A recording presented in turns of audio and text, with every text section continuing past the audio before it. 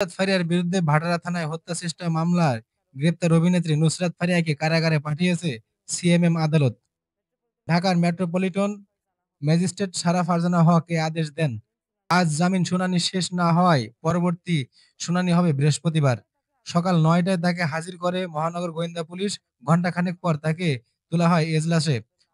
অন্যদিকে রিমান্ড আবেদন না করলে মামলা তদন্ত শেষ না হওয়া পর্যন্ত চিত্রনায়িকাকে কারাগারে রাখার আবেদন করে রাষ্ট্রপক্ষ। অন্যদিকে জামিন আবেদন করে আসামিপক্ষের আইনজীবী। দুপক্ষের কথা শুনে বিচারক নুসরাত ফারিয়ার জামিন নামঞ্জুর করে দেন। এর আগে গতকাল সকালে থাইল্যান্ডে যাওয়ার জন্য ঢাকা এয়ারপোর্টে গেলে ইমিগ্রেশন পুলিশ তাকে আটকে দেয়। পরে তাকে তুলে দেওয়া হয় ভাটারা থানা পুলিশের কাছে। এরপর ফারিয়াকে গ্রেপ্তার দেখিয়ে জিজ্ঞাসাবাদের জন্য মিন্টু রোডের গোয়েন্দা কার্যালয়ে নিয়ে যাওয়া হয়। ভাটারা থানায় একটি হত্যাচেষ্টা মামলায় ২০৭ নং ব্যক্তি হিসেবে তার নাম রয়েছে। সরকার পক্ষ বলেছে উনি পালিয়ে যেতে চেয়েছেন। আপনি যদি দেখেন জুলাই থেকে এই পর্যন্ত ৩-৪ বার উনি দেশের বাইরে ট্রিটমেন্টের জন্য, শুটিংয়ের জন্য যে আবার চলে এসেছেন। তার কিন্তু পালানোর কোনো ইন্টেনশন বা মোডাস অপারেন্ডি নেই।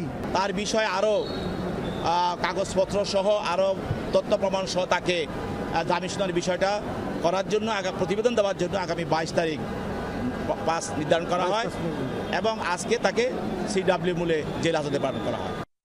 এবং আদালতে এই মামলা তদন্ত কর্মকর্তা ও তথ্য উপাত্ত আরো প্রমাণাদি সেগুলো উপস্থাপন করতে নির্দেশ দেন।